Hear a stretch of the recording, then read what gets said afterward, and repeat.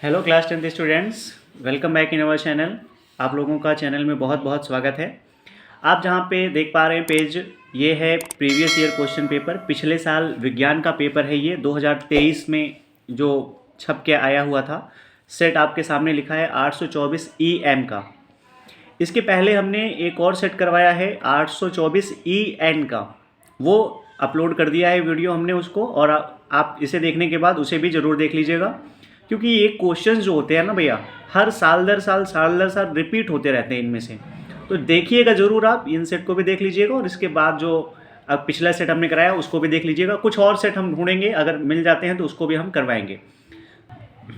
और पिछले जो कुछ ईयर्स के इम्पोर्टेंट क्वेश्चंस थे जो हमारे पास पेपर अवेलेबल नहीं थे, हमने उसको गूगल सर्च किया और कुछ रिसर्चेज कर करके उनमें से जो खास इंपॉर्टेंट क्वेश्चंस थे, 50 क्वेश्चंस की सीरीज, उस वीडियो को भी हमने अपलोड कर दिया है और उसको भी आप देखिएगा। और इम्पॉर्टेंट क्वेश्चंस जो हैं उन्हीं को छांट के हमने बनाया है, उसमें उन्हीं का वीडियो तैयार किया है, तो बहुत ज़रूर देख लीजिएगा आप। तो क्वेश्चंस आपको पक्का उनमें से देखने को मिलेंगे, ऑप्शंस में से। ठीक है, तो आते हैं, देर न करते हुए हम लोग क्वेश्चंस पे आते हैं। ये इंस्ट्रक्शंस नॉर्मल जो दिए रहते हैं, आप इनमें पढ़ लीजिएगा इंस्ट्रक्शंस। 5 मिनट टाइम लगता है मुश्किल से, तो हम तो सीधे क्वेश्चंस पे आते हैं भैया।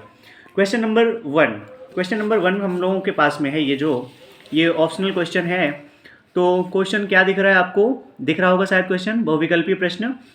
एक प्रकाश किरण किसी लेंस के भीतर स्थित किसी बिंदु से बिना किसी विचलन के गुजर जाती है, वह बिंदु लेंस का होगा। मतलब कह रहा है लेंस का एक ऐसा पॉइंट है जहां से प्रकाश की किरण बिना किसी विचलन के, बिना डेविएट हुए सीधी आर पार चली जाती है। तो सर एक ही पॉइंट होता है, प्रकाशिक केंद्र, ऑप्टिकल सेंटर, उसी से प्रकाश की किरणें जो होती हैं वो बिना डाइवर्जन के, बिना रोटेट हुए सीधी सीधी निकल जाती हैं। समझ आ रहा होगा, चाहे वो उत्तल लेंस हो और चाहे वो अवतल लेंस हो, कोई सा भी लेंस होगा। अगर प्रकाश की किरण सीधी आई और सीधी चली गई तो आप कहेंगे वो पॉइंट कौन सा होता है? एकमात्र ऐसा पॉइंट होता है, उस पॉइंट को हम कहते हैं प्रकाशिक केंद्र, ऑप्टिकल सेंटर।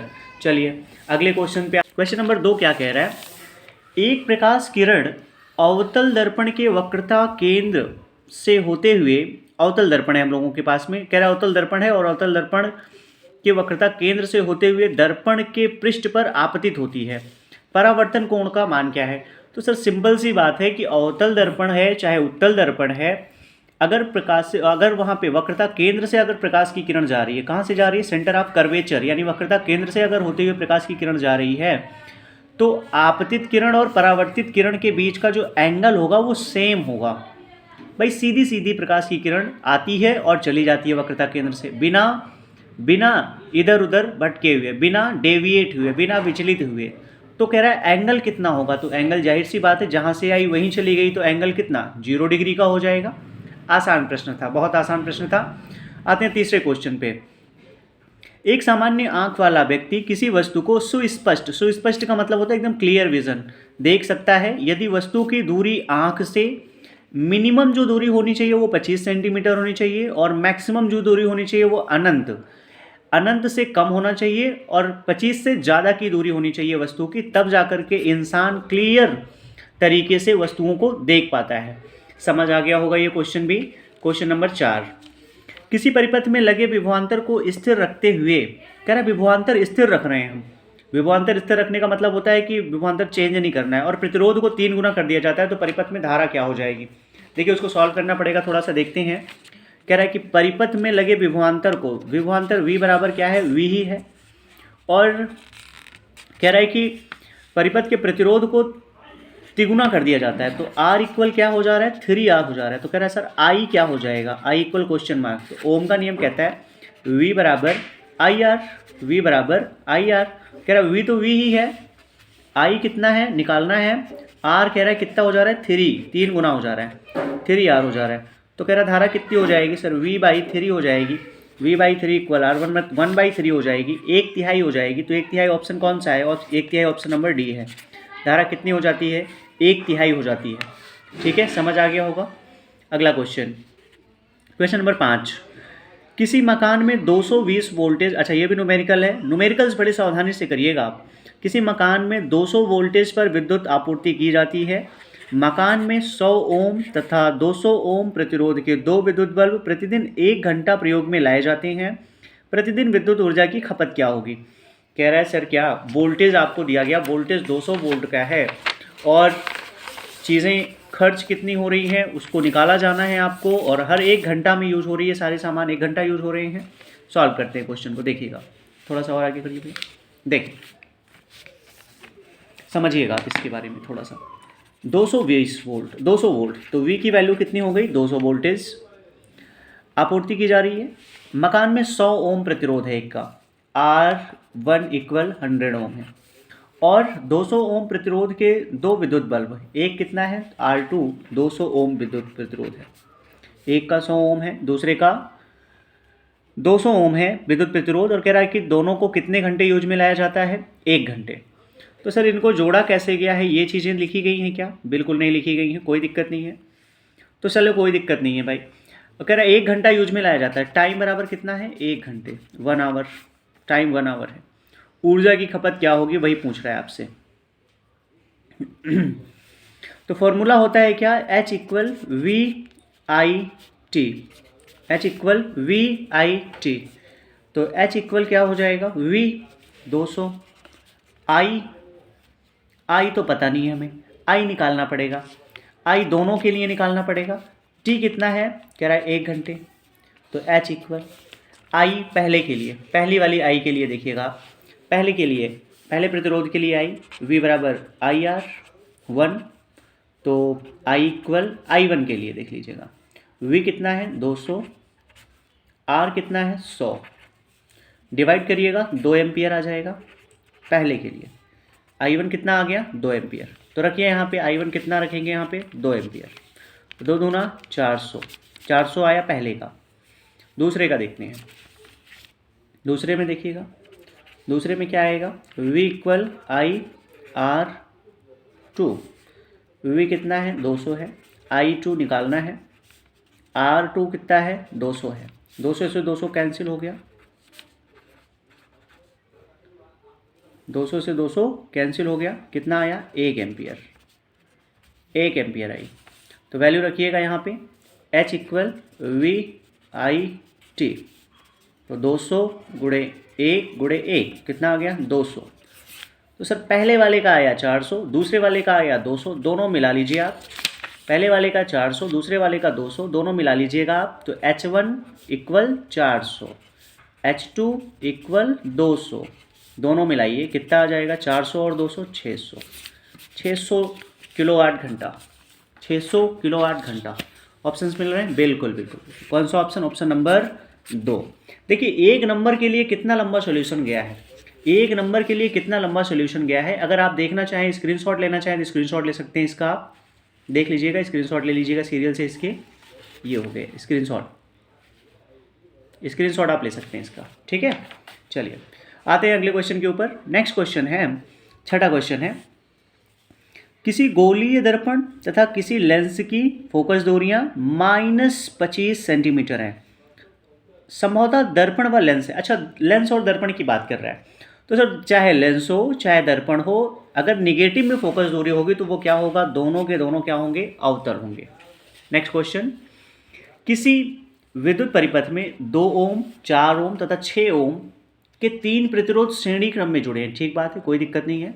परिपथ में 2 एम्पियर की धारा बह रही है, प्रत्येक परिपथ के सिरों के बीच विभवांतर होंगे।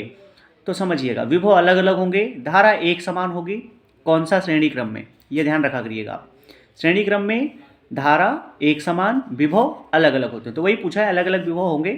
तो 2 ओम में कितना होगा, 4 ओम में कितना होगा, 6 ओम में कितना होगा? देखिएगा सॉल्यूशन देख लीजिएगा, एकदम सिंपल है।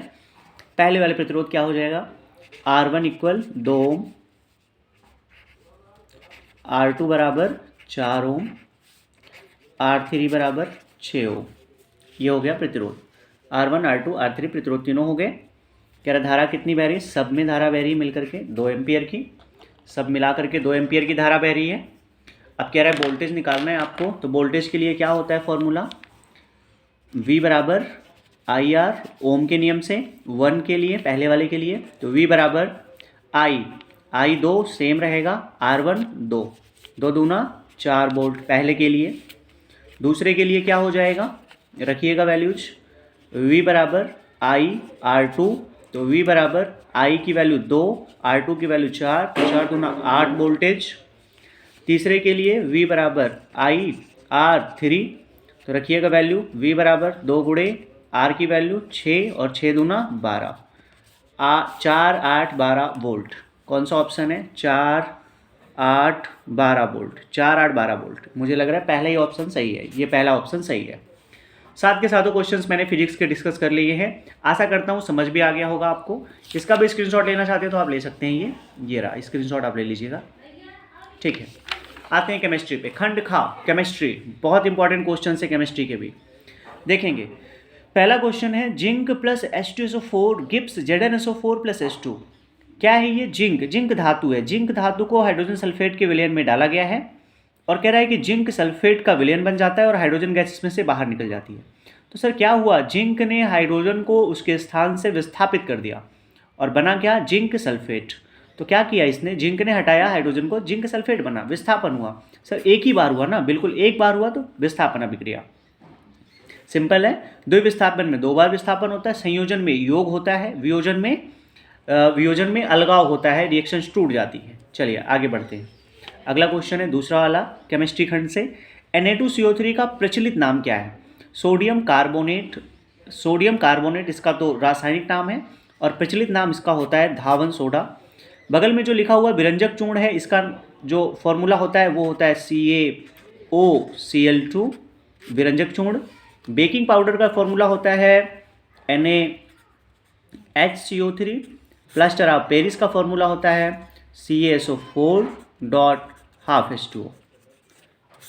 फॉर्मूले नोट कर लीजिएगा आप, तीनों के इंपॉर्टेंट हैं। चलिए आगे बढ़ते हैं। अगला क्वेश्चन है क्वेश्चन नंबर 10। ये पीरियोडिक टेबल का क्वेश्चन है, ये पिछले साल तक तो था, इस बार सिलेबस में है नहीं पीरियोडिक टेबल, फिर भी आप देख लीजिए। कह रहा है निम्न में क्षार धातु है। क्षार धातु होती है सोडियम, पोटेशियम, लिथियम, ये सब क्षार धातुएं हैं, ठीक है। तो ऑप्शन नंबर ए ये क्षार धातु है। अगला क्वेश्चन है 11 नंबर, ये IUPAC से है। कह रहा है क्या है ये, देखिएगा। हेलो एल्केन RX, जिसमें X होगा वो हेलो एल्केन होगा। X मतलब हेलोजन जिसमें होगा, हेलो मतलब हेलोजन मतलब क्लोरीन हो, चाहे फ्लोरीन हो, चाहे आपका ब्रोमीन हो और चाहे आपका आयोडीन हो, ClFBrI, कोई सा भी हो सकता है ये। तो देखें आप, इसमें से चारों में से कौन से में दिख रहा है क्लोरीन, सर इसमें, तो ए दूसरे में जाएगा। एल्कोहल में OH होता है, तो OH समूह कहाँ दिख रहा है आपको, ये सर ऊपर दिख रहा है, तो OH इसमें जाएगा। Ketone C double bond O कहाँ दिख रहा है, C डबल बॉन्ड O ये यहाँ दिख रहा है, ये कीटोन हो गया। एल्कीन में डबल बॉन्ड दिखेगा कार्बन के बीच में, ये डबल बॉन्ड है, ये कीटोन है, ये एल्कीन है, ये हेलोजन है और ये एल्कोहल है। तो ऑप्शंस कौन से सही हो जाएंगे, ढूंढ लीजिएगा आप इसी में, आप कौन सा जा रहा है किसमें। ये आपका इस प्रकार से आंसर दिया गया है, मतलब सारे पता होने चाहिए आंसर, तब जाके क्लियर हो पाएगा। ये क्या हो जाएगा, हेलोजन ए जा रहा है दूसरे में, तो ए सर दूसरे में, ए दूसरे में इसमें भी है। चलिए आगे चेक करते हैं। बी जा रहा है पहले में, तो बी जा रहा है पहले में, बस यही है, बस ठीक है। फिर option number A is correct answer. अगला क्षार धातुएं हैं, अरे ऊपर वाला क्वेश्चन रिपीट हो गया, देख लीजिए आप। सोडियम जिसमें होगा ढूंढ लीजिएगा, सोडियम किस में दिख रहा है, ये रहा सोडियम, पोटेशियम, लिथियम। ये तो सिंपल क्वेश्चन हो गया एकदम, ऊपर वाले का डिट्टो हो गया, ये सेम थ्री में नंबर मिल गया, अगर एक आ रहे तो दूसरे वाले का आपका। एल्काइन का सामान्य सूत्र होता है CnH2n-2, CnH2n-2, ये एल्काइन होता है। एल्कीन क्या होता है, एल्कीन होता है आपका CnH2n। एल्केन क्या होता है आपका, ये मैंने पिछले वीडियो में भी बनाया था, आपका बताया था CnH2n+2। इसमें एन लगता है, इसमें ईन लगता है और इसमें एल्काइन में आइन लगता है। तो 13 क्वेश्चन हो गए। आते हैं क्वेश्चन नंबर 14 पे। क्वेश्चन नंबर 14 है बायो का क्वेश्चन। क्या कह रहा है, पौधों में जड़ों के द्वारा अवशोषित जल व खनिज की बात कर रहा है। परिवहन किसके माध्यम से होता है, जल और खनिज, तो सिंपल सी बात है, जाइलम प्रवाहित करता है। स्वस्थ मनुष्य में सामान्य रक्तदाब कितना होता है, 80 से 120 तक होता है। निम्नलिखित में से कौन सा समजात अंगों का सर्वश्रेष्ठ उदाहरण है, चमगादड़ व पक्षियों के पंख व स्तनधारियों के अग्रपाद, यही ऑप्शन सही होगा। पक्षियों के पंख और स्तनधारियों के अग्रपाद, ये दोनों कैसे होते हैं, समजात अंग, एक जैसे जाति के अंग होंगे ये। ठीक है। मेंडल के अनुसार मटर के पौधे में निम्नलिखित में से कौन से जीनोटाइप लंबे टॉल झुर्रीदार के लिए आर स्मॉल आर कौन सा हो जाएगा? Capital D small R. द्विखंडन विधि द्वारा अलैंगिक जनन होता है। अलैंगिक जनन की बात करें द्विखंडन मतलब कोई ऐसा चीज़ होगा जो टूटेगा दो भाग में और दो नए नए स्पीसीज बन जाएंगे, दो नए नए चीज़ें बन जाएंगी। तो अमीबा में टूट करके नए पौधे का निर्माण होता है, नए तरीके के अमीबा का निर्माण होता है द्विखंडन के द्वारा। स्थानीय निवासियों द्वारा वन संपदा को बचाने के लिए चिपको आंदोलन कहाँ शुरू किया गया? चिपको आंदोलन उत्तराखंड से शुरू हो गया था, उत्तराखंड के चमोली जिले से। तो उत्तराखंड वाला एरिया कौन सा आएगा? हिमालय के गढ़वाल क्षेत्र में ही आएगा। भारत का दक्षिण भाग तो नहीं है, दक्षिण भारत में शुरू नहीं हुआ, मध्य प्रदेश में शुरू नहीं हुआ, अरावली शुरू नहीं हुआ, तो कौन सा होगा? हिमालय के गढ़वाल क्षेत्र। एक्चुअली जो पोजीशन थी वो कौन सी थी? चमोली, उत्तराखंड के अंदर। देखिए अगला क्वेश्चन है, जठर ग्रंथियाँ उपस्थित होती हैं। जो तो जठर ग्रंथियाँ कहाँ उपस्थित होती हैं भैया? अमाशय के अंदर पाई जाती हैं जठर ग्रंथियाँ। और इसमें जठर ग्रंथियों से जठर रस निकलता है जिसका पीएच मान 2 से लेकर के 5 के बीच में होता है। 2 से लेकर 5 के बीच में इसका पीएच मान होता है।